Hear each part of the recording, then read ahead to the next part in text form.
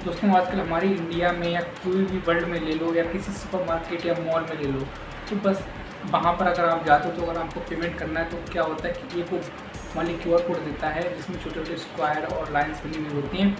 उन्हीं के द्वारा हम उसे स्कैन करते हैं अपने फ़ोन में और पैसे उसके अकाउंट में ट्रांसफ़र कर देते हैं। दोस्तों कैसे उस स्क्वायर के ज़रिए या उस क्यूआर कोड के ज़रिए पैसे ट्रांसफ़र होते हैं, क्या प्रोसेस होता है, क्या कितनी उसमें लेयर होती है, किस टाइप का क्यूआर कोड होता है और अपना हम क्यूआर कोड कैसे जनरेट कर सकते हैं।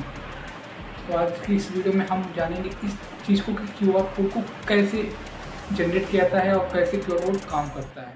क्यूआर कोड की हिस्ट्री ज़्यादा पुरानी नहीं है, जो इसे बना तो मिड 90s में लिया गया था, लेकिन इसे पूरी तरीके से जो डेंजो वेब नाम की कंपनी के कर्मचारी थे यानी कि इंजीनियर थे, उनका नाम मसाइरो हारा, उन्होंने क्यूआर कोड को सबसे पहले इन्वेंट किया था 1994 में। और उनका पर्पस उस समय इससे कोई ट्रांजेक्शन करना नहीं था।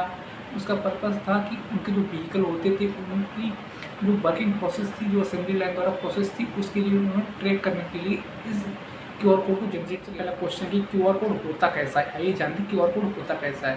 तो आपको यहाँ पर एक फोटो दिख रही है क्यूआर कोड कैसा होता है। तो इसमें क्या होता है कि इसमें छोटे छोटे 3 कोने पे स्क्वायर होते हैं और एक छोटा सा स्क्वायर बीच में होता है और इसमें छोटी छोटी डॉट्स बनी होती हैं। वो डॉट्स नहीं होती हैं, वो एक तरीके कोड के रूप में हमारा डेटा होता है। जैसे उसमें हमारा नंबर हो गया, ईमेल आईडी हो गई, यूपीआई आईडी हो गई और उसमें हमारी जो डिटेल्स होती है, बैंक डिटेल्स होती है, वो कुछ भी हो सकता है। जैसे किसी भी चैनल की लिंक है उसमें या किसी भी क्यूआर कोड में कुछ भी हो सकता है, डाटा किसी भी तरीके का हो सकता है, उसमें जो कोड के रूप में होता है। जब हम अपने फ़ोन या किसी क्यूआर कोड रीडर से उसको स्कैन करते हैं तो उसमें जो डाटा होता है कोड के रूप में, वो हमारे ह्यूमन रीडेबल के रूप में उपस्थित हो जाता है, यानी कि वो हमारे रीड करने लायक हो जाता है। इसमें क्यूआर कोड का बनना तो सुनिश्चित हो चुका था, जो कि मसाइरो हारा ने बना दिया था, लेकिन 2017 से पहले इसका ज़्यादा उपयोग नहीं होता था। दोस्तों आपको बता दें कि 2017 से पहले अगर आपको क्यूआर कोड स्कैन करना था तो आपको थर्ड पार्टी ऐप की ज़रूरत पड़ती थी, लेकिन 2017 के बाद जो एप्पल नाम की कंपनी थी उसने अपने फ़ोन में अंदर से ही इंस्टॉल करके जो क्यूआर स्कैनर होता है वो देने लगी।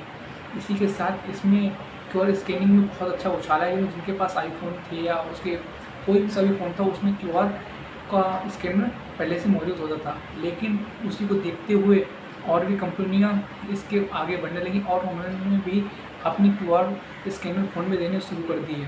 2020 में अकेले यूएस में 11 मिलियन लोगों ने क्यूआर का स्कैन किया था, जो कि 2018 से 9 मिलियन लोगों से ज़्यादा था, यानी कि पूरी जंप हुई थी 9 मिलियन लोगों की 2018 से 2020 का यूज कहाँ होता है। तो दोस्तों सबसे पहले हमारे इंडिया में देख लो, किसी भी आप दुकान पर चले जाओ, आपको वहाँ पर भारत पे, पेटीएम, गूगल पे, फ़ोन पे, किसी भी पेमेंट ऐप से आप बस क्यूआर को स्कैन करो और पैसे पेमेंट कर दो। तो सबसे पहला यूज़ तो हमारे जनरल स्टोर पर हो गया और जो बड़ी बड़ी कंपनी है या बहुत बड़े मॉल हैं उनमें आपको पेमेंट करने के लिए किसी की ज़रूरत नहीं पड़ती। आप बस क्यूआर कोड को स्कैन करो, उसके बाद सब डिटेल निकाल लो, उसके पैसे कितने, उसका प्राइस सब पता लग जाता है आपको बस ये क्यूआर कोड को स्कैन करने से।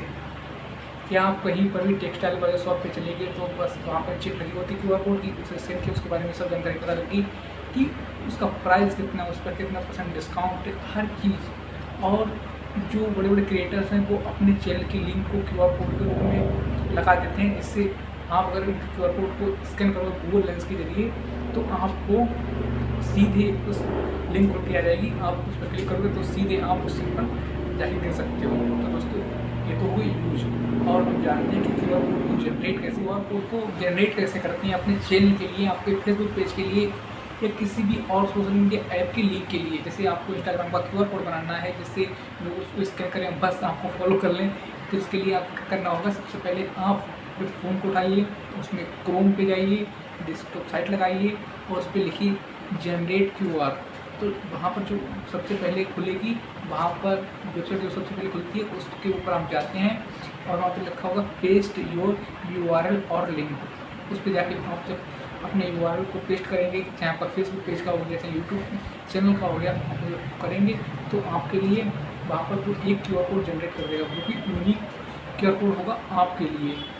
बस कोई भी बंदा अगर उसे गूगल लेंस के द्वारा स्कैन करता है तो वहाँ पर आपकी लिंक उठ के आ जाएगी और ये भी बता देगा कि ये फेसबुक पेज का क्यूआर है या फिर इंस्टाग्राम का क्यूआर है या फिर आपके यूट्यूब चैनल का है। जब बंदा उस पर क्लिक करेगा सीधे चैनल पर जाएगा, आपको सब्सक्राइब करेगा, आप QR कोड का पूरी तरीके से और अच्छी तरीके से 3D एनिमेशन के द्वारा सीखना है कि QR कोड काम कैसे करता है, उसमें कौन कौन सी लेयर्स होती हैं, तो मैंने इस वीडियो में कवर नहीं की है, तो आपको डिस्क्रिप्शन में एक लिंक मिल जाएगी, उस पर जाकर इसकी नेक्स्ट वीडियो में। तब तक के लिए जय हिंद।